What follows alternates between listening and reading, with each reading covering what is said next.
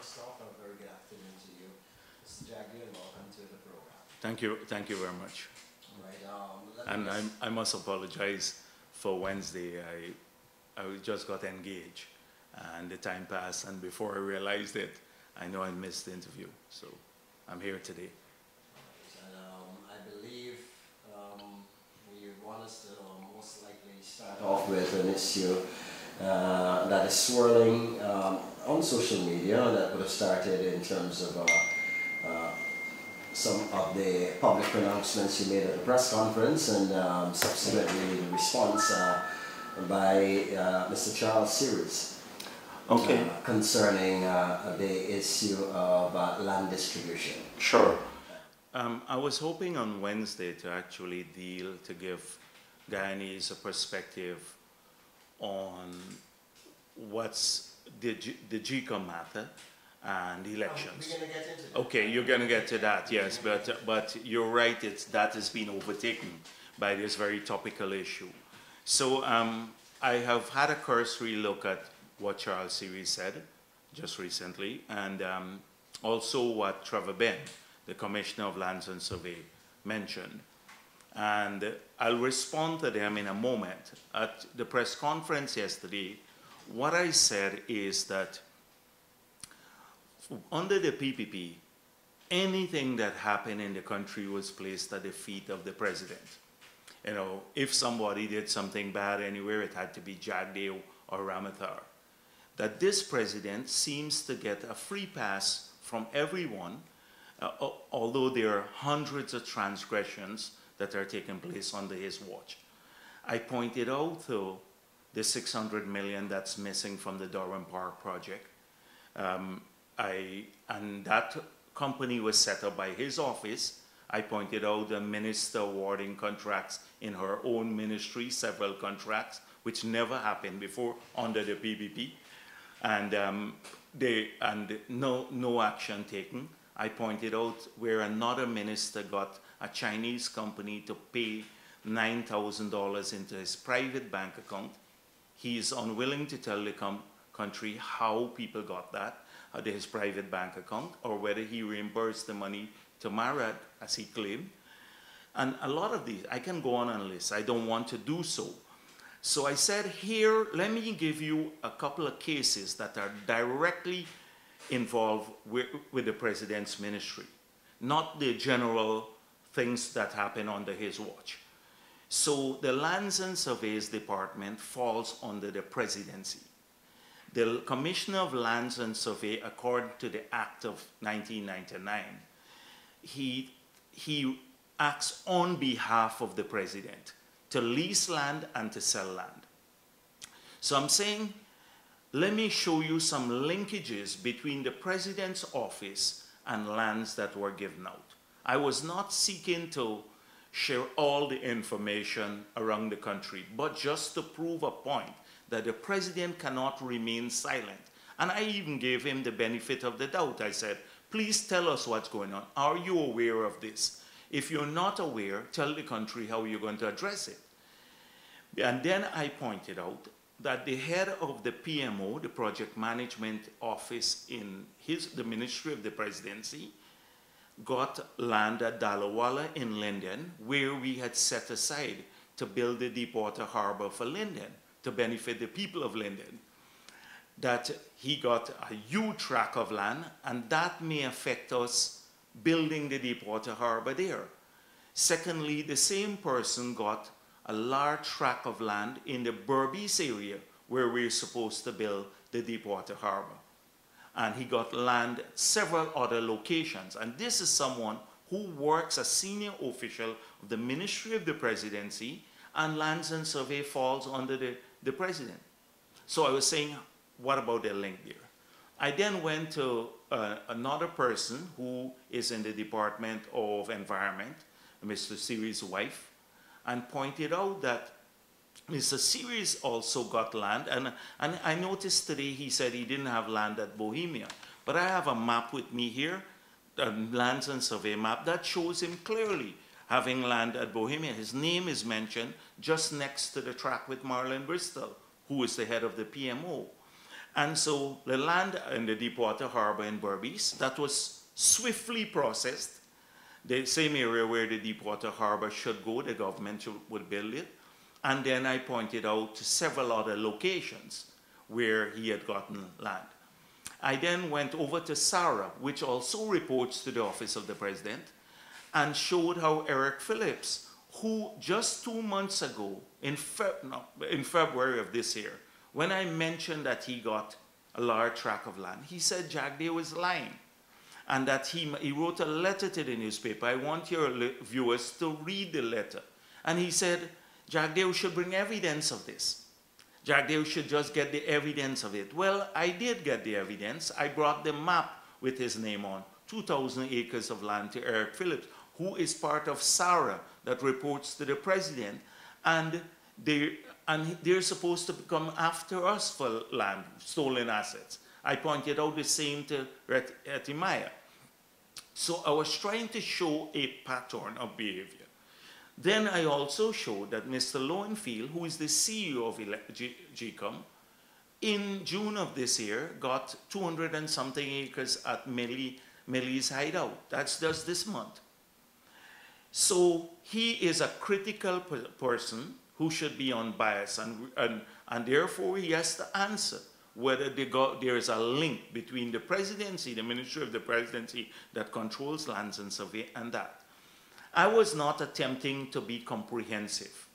First of all, I was proving the point that these people are connected to the Ministry of the Presidency. The president needs to answer. And all of this big talk and press conference is to shield the president once again from giving answers. So Stan, that was the point. But in the case of a series, he mentioned that he was given land under your government. Oh, and I'm so pleased that the 1,200 and... It was you, as president, who would have awarded lands to him. This is absolutely true. The lease that I mentioned, 1,200 and something acres, I said he got the land. Now today he said that was given to me by Jagdeo. And if that is so, then it's in the public domain, fine. But you know what it proves to me and to Guyana? It proves that Ceres and the others consistently lied about the PP. He says black people don't get land under the PPP. And he got under Jagdeo, he mentioned today, 1,297 acres of land.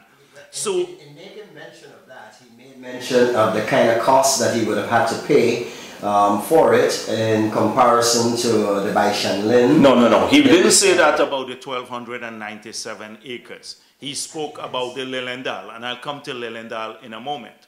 All right. Right? So that's one. So I was so pleased that he actually said he got over 1,000 acres from Jagdeo when he was president.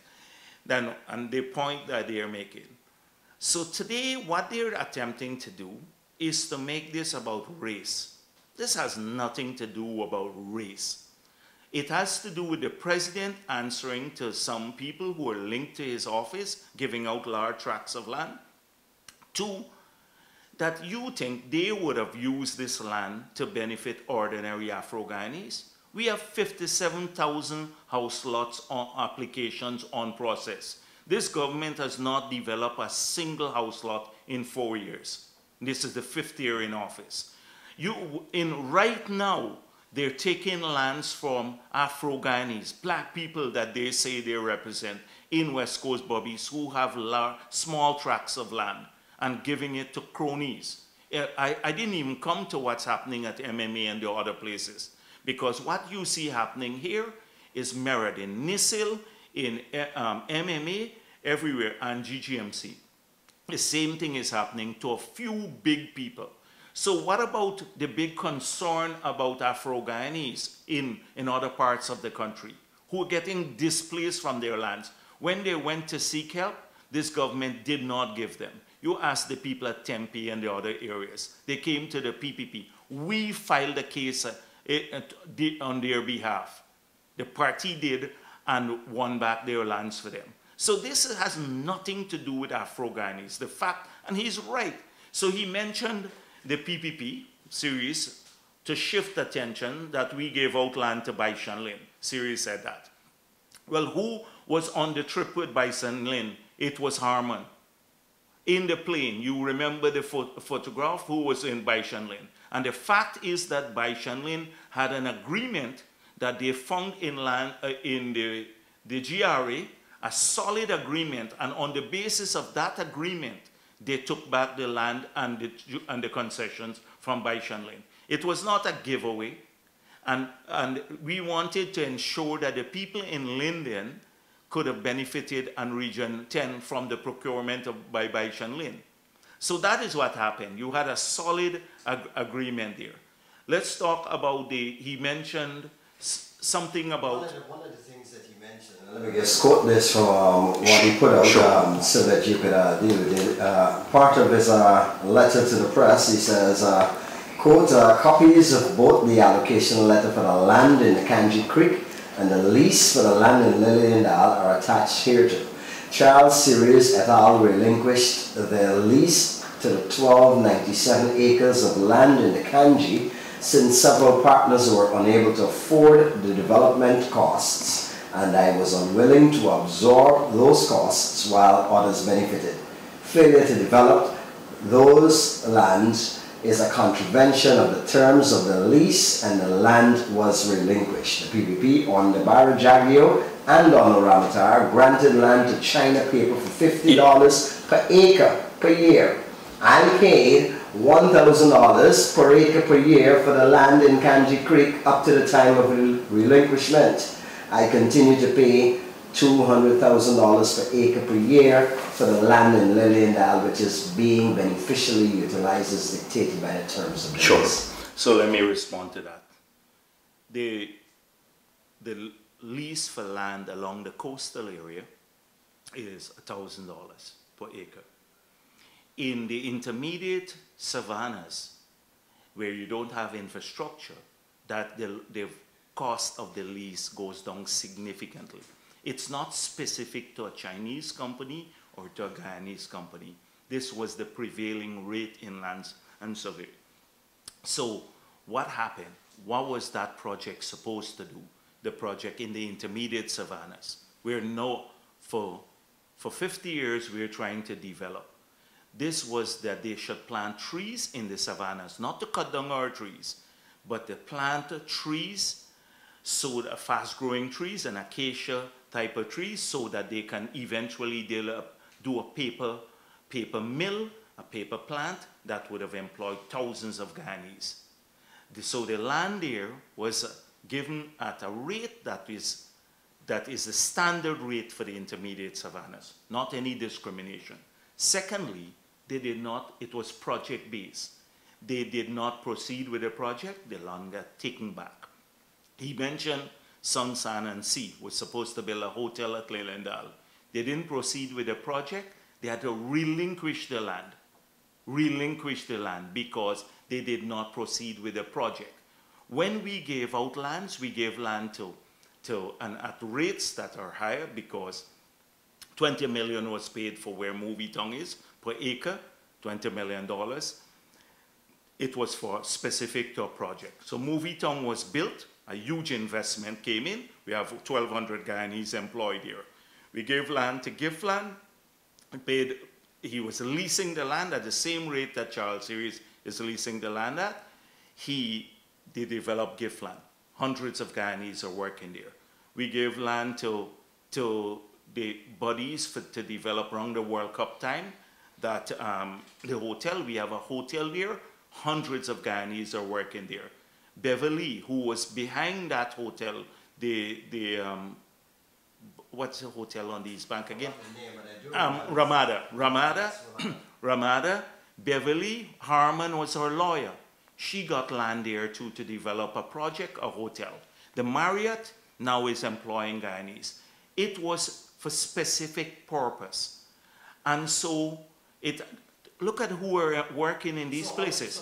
How do you respond? So when he said that as though he's bringing in the Chinese thing to misrepresent Guyanese. If you talk about Chinese getting preferential treatment now, they only have to go to Harman and a few offices in this country, and they get all the preferential treatment. So we had, it was standard-based. So this is not about giving land to Afro-Guyanese. This was about the thing, giving land to cronies of the PNC, to the detriment of all Afro-Guyanese, Indo-Guyanese, etc. in the land policy. So when you think this, they have this land where the government was supposed to build the Deepwater Harbor, Series and the other person who works at the office of the president. That stops the project from going forward, a government project.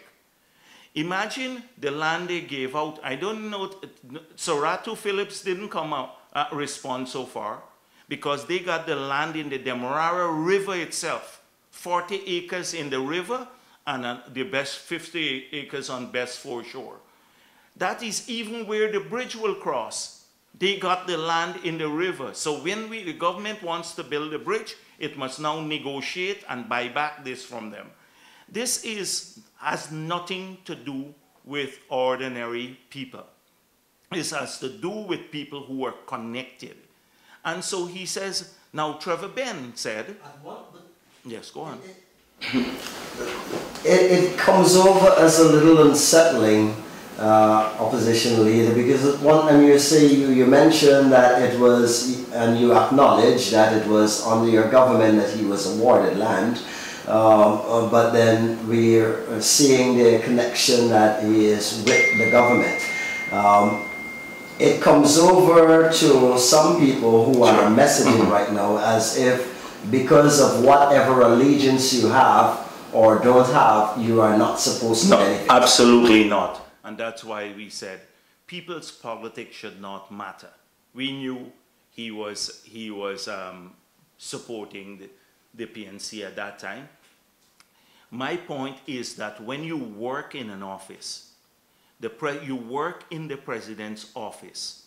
The president is responsible for allocating land. And you are getting the prime pieces. You work, or people connected to you are working in this office.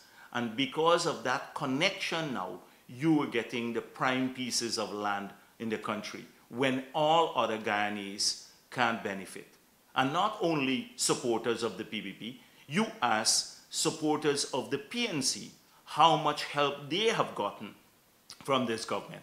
That is the key point. It is insider trading. The president must answer this. The president doesn't have to answer for the others. I'm talking about answer for the people who work in your office, who have gotten the prime pieces of land on all the estates and all the areas where we are supposed to build Deepwater Harbor to benefit Bobishans or people in Linden or here in Demerara. The president must answer this. This is the connection I'm trying to show. They're trying to deflect it into a race issue. It has nothing to do with a race issue because, as he rightfully pointed out, so he said BK got land under us. But BK also is a body of this government. You can't see Harman without seeing BK. And everybody knows he campaigns for them openly. So he points out to BK, who are the ones who've been pointing out that BK, the same BK that he is saying, oh, the PPP gave it to an Indian guy. We were opposed to this government settling the Haig-Bosch case. We took BK to court on the Haig-Bosch case. And this government came in and settled the matter and paid over $1 billion to BK on the basis of a letter, not even a court case. BK, who dealt with BK preferentially? DDL. Who'd been calling for answers on DDL? The decision that they made at DDL on the settlement of that case will cost this country $80 billion, 400 million US. Who've been talking about this? We've been talking, they're Indian cronies too. They're Indian cronies who are benefiting from this too. People who can walk in and pay a bribe or have connections to this government. I'm telling you, I saw a list of people. You have about 10 Indian persons who get over $35 billion, yes. Because we We're already run on, and I still got to deal with the issue of what we were going to talk about on Wednesday. So let me just ask you this. It appears to many persons, and they're particularly, seem to be worried about it. Only recently we would have had the Minister of Finance here speaking about the fact that lots of personal details seem to always be leaking out, and this seems to put a damper on the confidence of many of the institutions that are set up and supposed to be reposed with the personal information of any Guyanese. Yet still, most of this information seems to find its way into your hands. So, Stan, their politicians have to understand when you're in the public domain that you can't claim the same standards that ordinary citizens would claim. And so, when you do illegal things, people have a right to expose you. And that is what we're doing. I would zealously guard the information of a private person. But when you're in the political domain, that's a different matter. So we wanted to know, don't you think it's in the public interest to know how 2 Land Cruisers came into this country and found their way into the hands of a PNC top dog at a price of under $300,000 per Land Cruiser. Per Land Cruiser. Without no tender. Without your reaction was different. No. Than your information. No, my reaction came out with the head of the GRA. You had a recent spat with him, remember? No. I never said he doesn't have a right to reveal any information. I never said that. Just at let's go back to the press conference. But I just want to finish this thought. So we have a right to know, how did that happen? And I've asked the head of GRA, how is it that all the luxury vehicles, over 100 of them, never made it to the GRA auction? Who were they given to and at what price? Who makes the call? We know that's over $1 billion worth of taxes. That's public policy. Thirdly, why did 5,000 bottles of high-end liquor go over to the PNC for free, costing $25 million? And these legitimate public issues, they deal with revenue. So I don't have a problem with that. Now the commissioner came and said, oh, Jagdeo should not hide behind his exemption, he should file returns. Now he knows I should file return after 20-something years in public office, and how many? 12 of those years as president. Had I not raised this issue, suddenly Jagdeo would not have been the bad guy, because it would have been contempt. So the same thing with lands and survey. Trevor Ben said today Jagdeo got thousands of acres of land. And when asked by the press where, he is the commissioner of lands and survey, but he can't tell them where. The same rumor mongering. I didn't rumor monger. I went to the press conference on the basis of maps. This country would not have been wiser. The people of Ghana, all the people of Ghana, every race, that all the lands that we were saving for deepwater harbors to improve Guyana are given out now to a few people. Had we not had whistleblowers. So Trevor Ben's concern was how the information got out, not about the wickedness that's going on. They're more concerned about this, that people are set up a commission of inquiry, and they believe that it's PPP people giving me this, or Indo-Guyanese. They'll be surprised to see that how many people come in. And they make an assumption. They think if you're black, you will condone the wickedness that's going on. Or if you're PNC. There are lots of good, God-fearing PNC people who are upset with what's going on, because they don't see this government helping ordinary people. They help the cronies. And so you don't hear much about the Sorato Phillips. They didn't come forward. He wants to call in the police. I'm happy if he calls in the police, because that will be an entry that would give us a possibility of going into the whole archives and what's going on there. And I welcome the lawsuit from from Charles Series 2, because that would allow us to get into all the information that's still not disclosed. This is the tip of the iceberg. This is the tip of the iceberg. So when you're waiting for your land now to be processed, just 1/5 of an acre, and you're waiting 5 years, and a man could walk in within 1 month, put in an application and walk out with 300-400 acres of land because of his connection to the office of the president, then that's a cause for worry for all Guyanese, not Indian Guyanese. As I said before, you have a lot of Indian people who are benefiting from the corruption in this government. They don't want to see the PPP come back in office too. A lot of the Indian ones, because they can walk into an office now and they have a connection and they get a huge contract. As I told you, over $35 billion of contracts we have traced the 10 cronies of this government. So this has nothing to do with race. Let's turn our attention now to some of the other issues, and this is a particularly nagging question of some, and you have to give the benefit of the others, and since we've got you here, let me just ask you. There are persons who are wanting to find out if it is that you, former President Jagdeo, yeah, where do you obtain the moral standing to address corruption and the rule of law when during your tenure it is alleged you refused to place government funds in the consolidated fund, or even when ACLU got the court ruling against your government? So that's absolutely not true. There was no court ruling to say you had to place the funds in the consolidated fund. So that part is not true. No, it said when you refused to replace. There was no ruling. There was no such ruling by the court, because we comply with court orders. We've always complied with court orders. But let's go, I've addressed this issue before.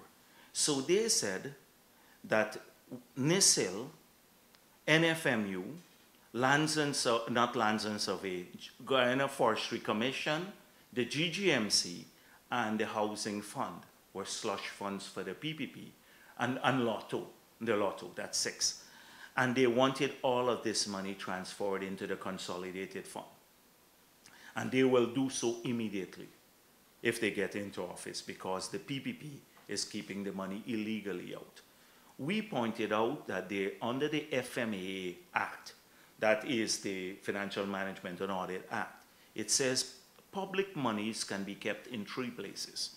The consolidated fund, in a deposit account, but you have to notify Parliament immediately as to the purpose of the fund. And the third area, in accounts provided for by special legislation. So we pointed out that GGMC had its own legislation which allowed it to keep its own funds, all of these, and Lotto, etc., and that it was legally kept there. You would recall the $18 million signing bonus was never kept in any of these 3 accounts. Never kept in any of these 3 accounts. So that was illegal. So when they got in, they did an audit. And what did they find? At the Housing Fund, they found $8 billion that they have blown through, but not any corruption. They found over $5 billion at the Forestry Commission. Now Forestry Commission is bankrupt. They found about 10 to 12 billion at the GGMC. They've transferred some of the money, not transfer all. The Lotto funds, I heard that's where they paid the $50 million for the Buju Banton show and bought the tickets. So they have not transferred the money into the consolidated fund, although they were claiming corruption, etc. So this is the allegation versus the reality. The allegation versus the reality. Notice when I come to the press conference, I would never make an allegation unless I back it up with facts. I went there with the maps. They used to say the dog kennel thing. I used my house's air-conditioned dog kennel and all that stuff. I own the Marriott, that I own the airport and all of that stuff. So they used to say a lot. You've had 5 years now to prove it. Why don't you charge me because you find money in my bank account that I shouldn't have? Why I've urged them to go abroad and hire a firm to trace our assets. They've refused to do so. They like to claim also They sent the people to protest in front of my office for crummy wing, because, and the woman said, on Pender, said, she's protesting in front of my office because she wants President Granger to do a commission of inquiry, and protesting in front of me. We have called for a commission of inquiry into all the deaths that took place in the period that they claim that we killed young black kids. Why haven't they done it? Because they're complicit. So I can deal with the allegations. You have a chance to prove it. I am proving my case now. They have not proven anything. In fact, they disbanded the Integrity Commission. The IMF recently criticized them. 5 years now, this is the 5th year, and this president has not submitted, not once, his statements to the Integrity Commission. From 2000 to the day I left, I submitted my declarations to the Integrity Commission. If they have false information in my submission, they can send me to jail for a year. So